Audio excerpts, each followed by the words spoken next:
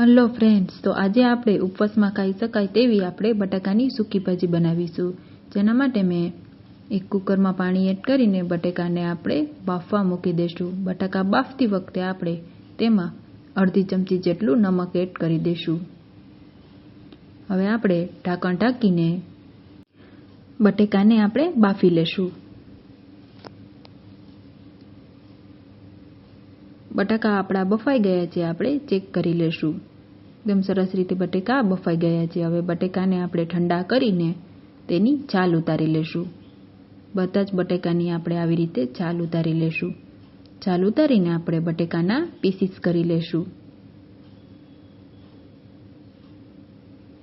ત્યારબાદ આપણે બટેકાનો વઘાર કરી લેશું. વઘાર માટે મેં એક પેનમાં 2 ચમચા જેટલું તેલ એડ કરી દીધું છે. તેલ ગરમ થાય ત્યારબાદ આપણે જીરું નાખીશું. જીરું તતડે ત્યારબાદ આપણે 4 થી 5 નંગ એવા આપણે મરચાં તીખા એડ કરી દઈશું.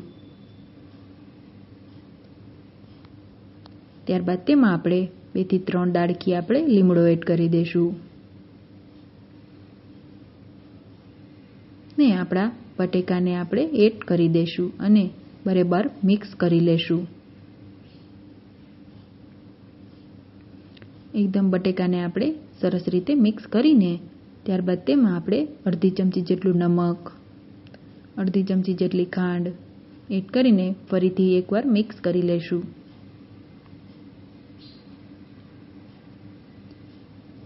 ત્યારબાદ તેમાં આપણે શેકેલા સિંગદાણાનો ભૂકો એડ કરી દઈશું, અડધી વાટકી જેટલો,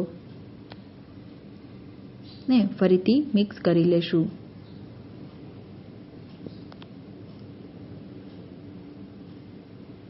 ત્યારબાદ મરી પાવડર અડધી ચમચી જેટલો, લીંબુનો રસ એડ કરી દઈશું. ત્યારબાદ કોથમીર એડ કરીને આપણે એક પ્લેટમાં આપણે કાઢીને આપણે સર્વ કરી લેશું. તો તૈયાર છે આપણી બટાકાની સૂકી ભાજી. એકવાર જરૂરથી ટ્રાય કરજો. થેન્ક યુ મિત્રો.